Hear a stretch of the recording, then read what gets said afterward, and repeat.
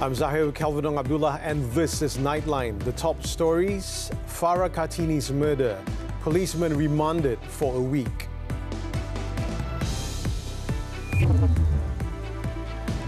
And Malaysia to review all water agreements with Singapore.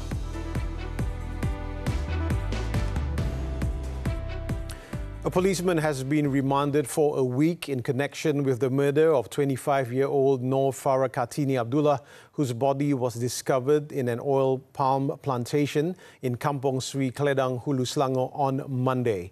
The 26-year-old suspect, believed to be the victim's boyfriend, was arrested to assist with police investigations following the woman's disappearance last week.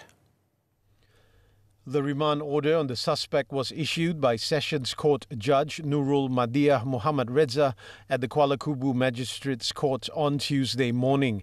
The case is being investigated under the Penal Code for murder. Selangor Police Chief Datuk Hussein Omar Khan, when contacted, confirmed that the suspect, who led police to the victim's body at a secluded area in the oil palm plantation, is a Lance Corporal attached to a police station in Perak. He also stated that the location where the body was found is believed to be the primary crime scene and that the victim's remains had already begun to decompose when discovered. The suspect was also taken back to the location by police at 2:30 p.m. on Tuesday and was brought out 30 minutes later. It is understood that investigations at the crime scene will continue on Wednesday. Nor Farah Kartini, who worked at the car rental company, was initially reported missing on July 12 after helping deliver a car to a customer in Tanjung Malim 2 days earlier before she was found murdered. Meanwhile, Hussein, in a statement, said a post-mortem to determine the exact cause of Nor Farah Kartini's death is still pending lab results. He said the post-mortem was conducted on Tuesday by forensic pathologists at the Sungai Buloh Hospital, starting from 3 p.m. and ending at 5:30 p.m. He stressed that the police are still investigating and urged any witnesses to come forward to their nearest police station to assist with investigations. Meanwhile, Inspector General of Police Tan Sri Razaruddin Hussein said the investigation into Farah Kartini's murder will be transparent and fair. He stressed that they would not protect the policeman if he was found guilty. Siasatan yang kita buat mesti terus adil. Walaupun anggota ke pegawai polis yang terlibat, sekiranya dia terlibat siasatan, perlu diteruskan. Bukannya kita kondon siasatan ini. Ini daripada saya. Saya dah cakap perkara ini kepada semua. Daripada pucuk pimpinan tertinggi PDRM, memang tidak akan kondon mana-mana kes. Bukan kes bunuh saja, apa-apa kes pun yang bertentangan dengan undang-undang. A man and a woman were separately charged in court on Tuesday with committing cyberbullying offences against TikTok influencer A. Rajeshwari, better known as Isha, which is believed to have led to her suicide earlier this month. Both individuals pleaded guilty to the charges. At the Kuala Lumpur Sessions Court, 43-year-old lorry driver B. Satis Kumar was accused of intentionally making obscene remarks with the intention of hurting others through his TikTok account, Dulal Brothers 360. The offence, framed under the Communications and Multimedia Act, was committed in Sentul on June 30th. He faces up to 1 year's imprisonment, a fine of 50,000 ringgit or both upon conviction. Satis Kumar, however, claimed trial to a separate charge under the Penal Code of humiliating Rajeswari's mother, R. Puspa, through the same TikTok account. The second charge is punishable by imprisonment of up to 5 years, a fine, or both if found guilty.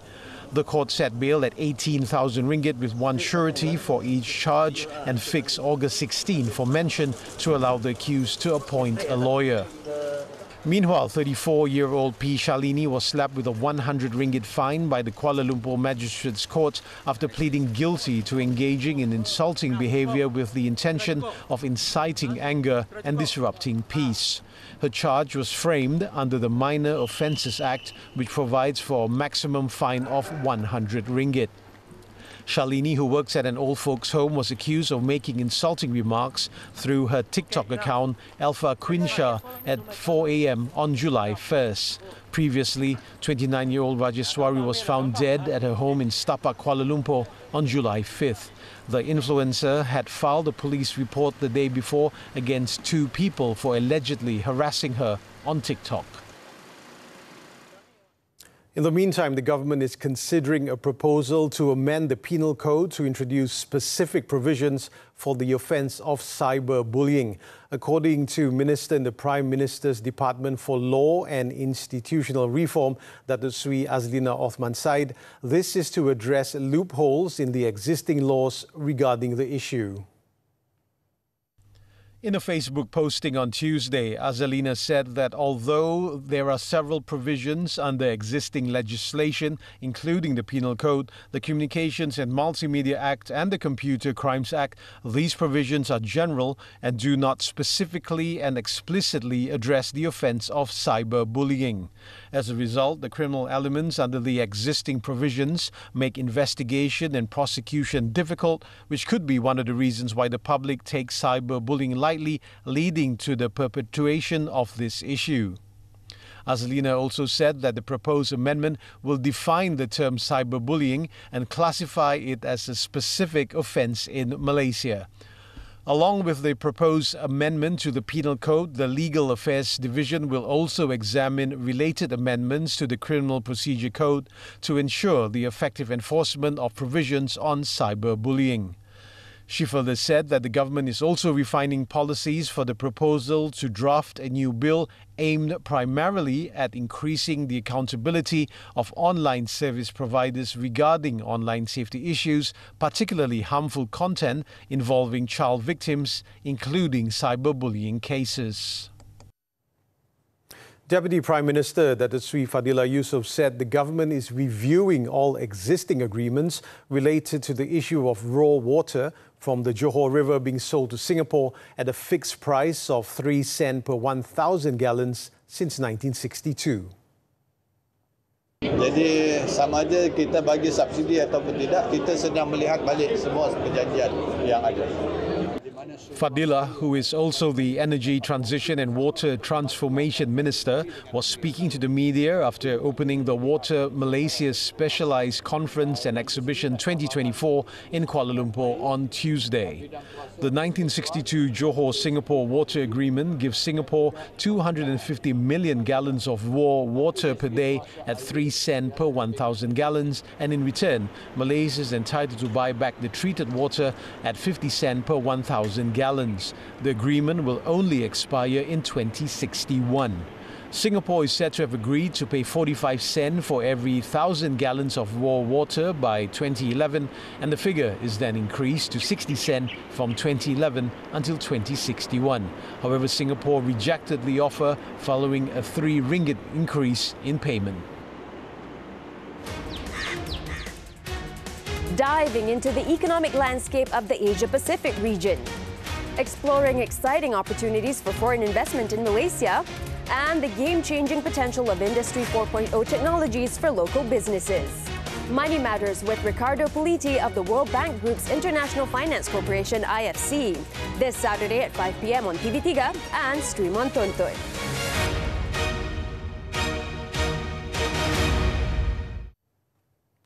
The Education Ministry is reviewing the proposed scheme to bring in voluntary English teachers from Singapore to assist with teaching English in rural areas of the country. Fadlina Siddiq said her ministry will also identify volunteers with specific qualifications to ensure a quality teaching and learning process, or PDP, can be conducted.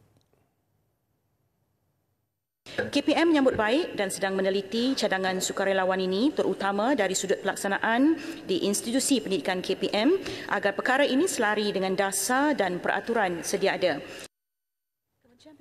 Fadlina said this during Minister's question time in the Dewan Rakyat on Tuesday. Previously, similar initiatives have been undertaken by the ministry involving educators from countries such as the United States, Australia and South Korea. Prime Minister Datuk Seri Anwar Ibrahim said in June that the proposal was meant to be a volunteer program and also aimed at boosting English language proficiency and improving bilateral relations between Malaysia and Singapore. The preparations for the coronation ceremony of the 17th King of Malaysia, His Majesty Sultan Ibrahim, on July 20th is going smoothly and according to procedures as planned. Communications Minister, who is also chairman of the Special Committee for the ceremony, Fahmi Fadzil, said the 7 events in conjunction with the coronation are fully being arranged, with the rehearsal starting Thursday. The event will begin with the Yasin recital and the Doa Selamat at the National Mosque on July 18, followed by the special Friday sermon on the importance of constitutional monarchy, also at the National Mosque the following day. A royal banquet will also be held in conjunction with the coronation at Istana Negara.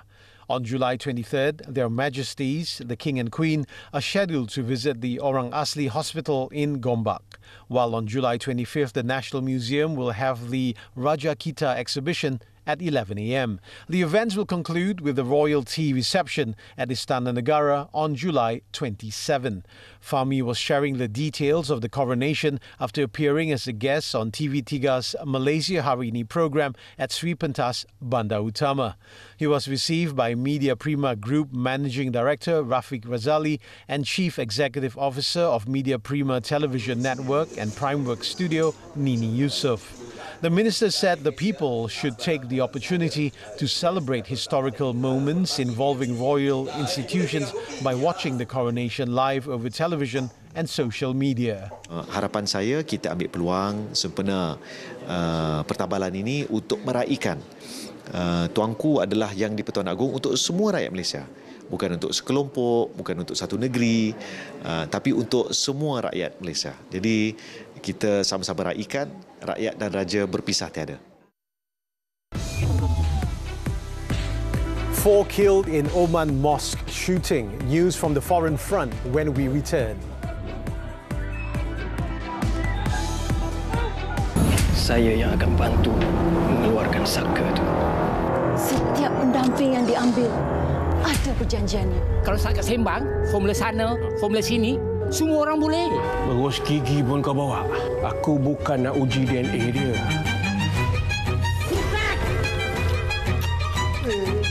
Harapan saya ni kalau boleh langsui, Pontianak semua kembalilah ke jalan.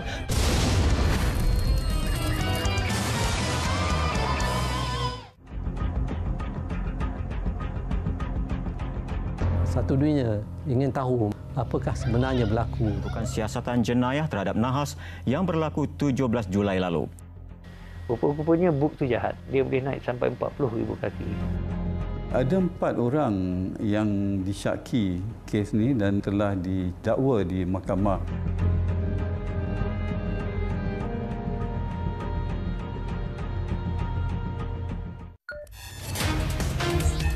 Diving deep into the business world.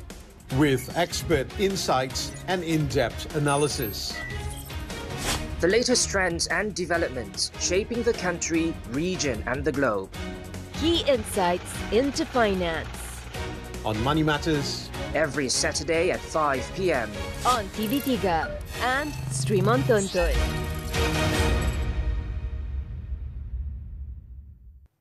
Welcome back. At least 4 people were killed and more than 50 others wounded on Tuesday after a gunman opened fire near a mosque in Oman. The attack took place in Wadi Al-Kabir, a district east of Muscat, during a major religious event. According to Omani police, authorities are continuing to gather evidence and conduct investigations to uncover the circumstances surrounding the incident. No motive or potential suspects have been identified yet, and a state of emergency has been declared in the area. Such an attack is rare in Oman, a country considered one of the safest in the world. 6 people were found dead from suspected poisoning at an upmarket hotel in Thailand on Tuesday. Local police were alerted to the incident at the Grand Hyatt Irawan Hotel in Patuan district at around 5:30 p.m. local time. Officers found 3 men and 3 women dead inside a room with no signs of a struggle. Investigators identified the deceased as 2 Vietnamese individuals with U.S. nationality and 4 Vietnamese nationals. No bruises were found on their bodies, and it was later confirmed that they died of poisoning. However, it is still unclear whether they took their own lives or were poisoned. French Prime Minister Gabriel Attal was set to resign but stay on as head of a caretaker government on Tuesday as parties in the National Assembly continue to scramble to put together a governing coalition. President Emmanuel Macron made the announcement at the first cabinet meeting to clarify the political landscape. Macron told the ministers that he would accept Attal's resignation at the end of the day, but asked him to stay on for some weeks, at least until after the Paris Olympics, which open on July 26. This would give political parties more time to build a governing coalition. A U.S. judge appointed by Donald Trump has dismissed one of the criminal cases against him concerning charges that he mishandled top-secret documents. In her ruling on Monday, Judge Eileen Cannon said that Special Counsel Jack Smith, who brought on the charges, was unlawfully appointed and that the case should therefore be tossed. She added that Smith's prosecution of the action had breached 2 structural cornerstones of the country's constitutional scheme. The prosecution, however, is set to appeal the decision.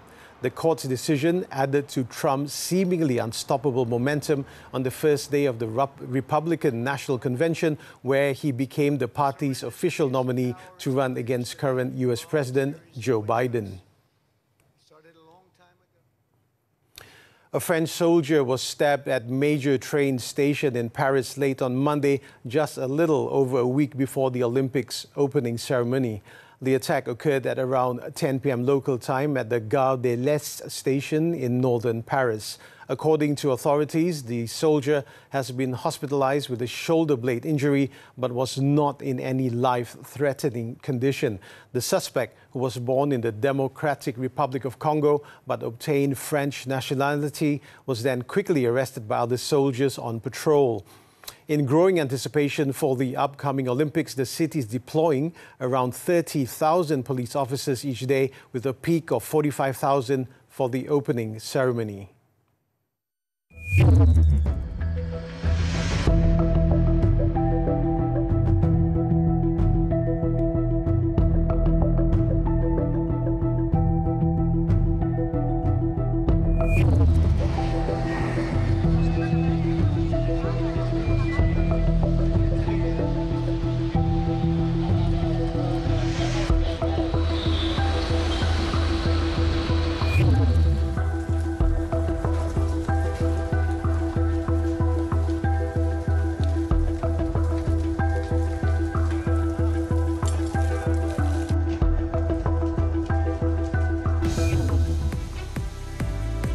Kim Panggon bids farewell. Sports when we come back.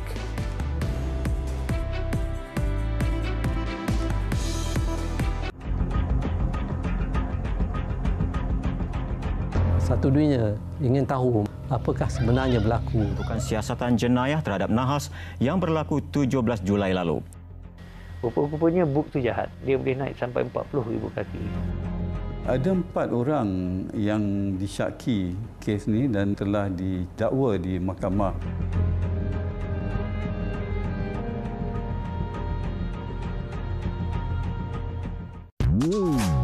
Menarik MHI minggu ini. Makan ulam? Tak. Rugi. Kita bawakan kepelbagaian jenis ulam. Benarkah masalah mental ni ada perkara mistik? Penagihan dadah adalah penyakit.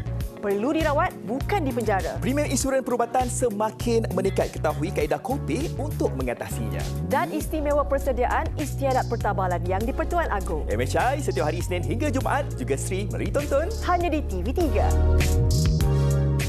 unlocking the keys to financial success. Your key insights into finance. Money Matters every Saturday 5 p.m. only on TV3 and stream now on Tonton. We're back with sports football. Kim Panggon has announced his resignation as head coach of the national men's football team, effective immediately. Speaking at a special media conference at Wisma FAM on Tuesday, Kim said he had decided to leave the national team due to personal commitments, even though his contract was until December 2025. Today, I have a sad and sorry message to share with everyone. Today, I have decided to step down as a head coach of the Malaysian national team due to my personal commitment. I apologize for any disappointment this may have caused everyone. Kim credited Harimau Malaya's achievements during his tenure to the unwavering support of the FAM and fans, coupled with the dedication of the coaching staff. The 55-year-old was hired in 2022 to improve the fortunes of Malaysian football and did just that from 2022 to 2023, when he led the team to 17 wins, 2 draws and 8 defeats, and at one point Malaysia were ranked 130th in the world from a lowly 154th. Kim's assistant, Pau Martí Vicente of Spain, will take over as acting head coach. Still on football, Gareth Southgate has stepped down as England's manager on Tuesday following their 2024 Euro final defeat to Spain. The 53-year-old was under contract until December but has decided to quit after nearly 8 years in the role. In a statement released by the English Football Association FA, Southgate said that it has been the honour of his life to manage England, but it is time for a new chapter. FA Chief Executive Mark Bullingham said the process has started.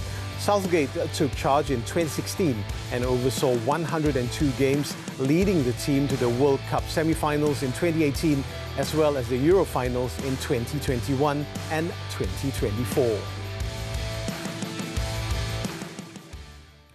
Moving on to tennis, the 2024 Swiss Open. Peruvian qualifier Juan Pablo Varillas handed Dominic Thiem a heartbreaking final appearance after denying the 2020 US Open champion in their first round clash. 28-year-old Varillas took the first set 6-3 before going down to Thiem in the second set 5-7. Varillas, however, fought back in the final set to make it to the tiebreaker, eventually winning 7-4 against Thiem. He will next face Italian veteran Fabio Fognini, who defeated French qualifier Titouan Joguet.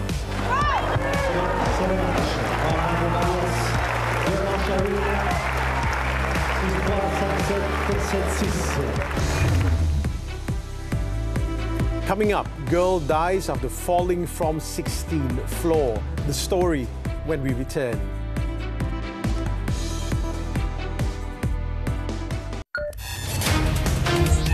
Diving deep into the business world. With expert insights and in-depth analysis. The latest trends and developments shaping the country, region and the globe. Key insights into finance. On Money Matters. Every Saturday at 5 p.m. on TV3 and stream on Tonton.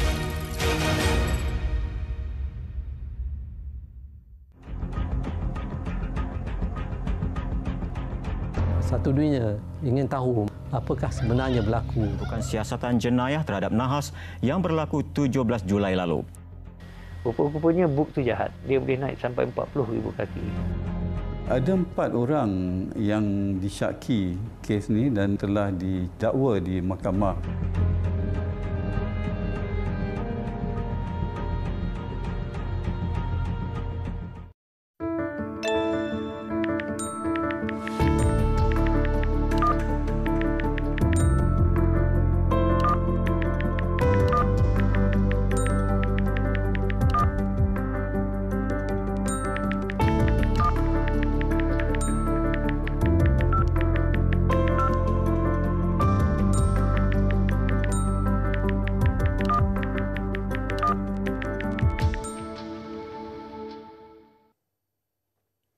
Media Prima Audio's Chief Executive Officer Nazri Noran has been re-elected as President of Commercial Radio Malaysia CRM, while Ahmad Faris Amir, Chief Executive Officer of Radio Kita Sdn Bhd, was appointed as Vice President.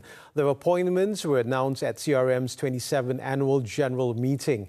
In a statement issued by CRM on Tuesday, Nazri said he is honoured to be re-elected to the post, adding that during these challenging times for traditional media, CRM would focus on enhancing the relativity and relevance of radio as part of the media landscape, as well as continue to innovate and engage audiences.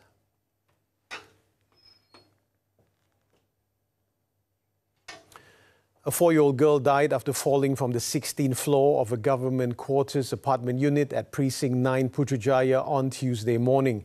District Police Chief Assistant Commissioner A. Asmadi Abdul Aziz said police received a distress call about the incident at 7:50 a.m. The caller informed that the child was found sprawled on the ground floor of the apartment block with severe injuries. She was rushed to the Putrajaya hospital in an ambulance where she was pronounced dead. Initial investigations found that the incident occurred when she was home alone. Her father went out to send her eldest sister to a nearby school, while her mother, a kindergarten teacher, was out at work. The victim was the youngest of 2 siblings, and it was the daily routine to leave her sleeping alone before being sent to the nursery on the ground floor of the block. The case had been classified as sudden death, and police are awaiting a post-mortem report. Diving into the economic landscape of the Asia-Pacific region, exploring exciting opportunities for foreign investment in Malaysia, and the game-changing potential of Industry 4.0 technologies for local businesses.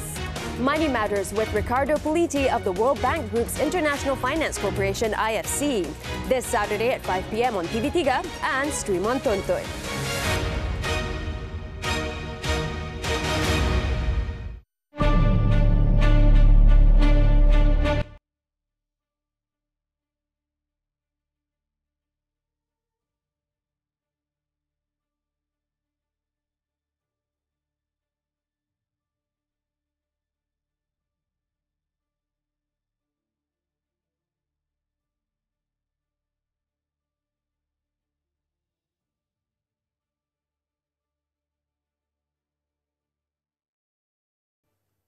Disneyland Paris broke a world record after using thousands of drones illuminating Mickey Mouse's image in the night sky during France's Bastille Day celebrations. The Guinness World Record saw 1,571 drones create a giant tricolour Mickey Mouse head at the theme park resort. Let's take a look as we wrap up Nightline this time around. With that, I'm Zahir, Kelvin, Abdullah. Thank you for tuning in and be safe.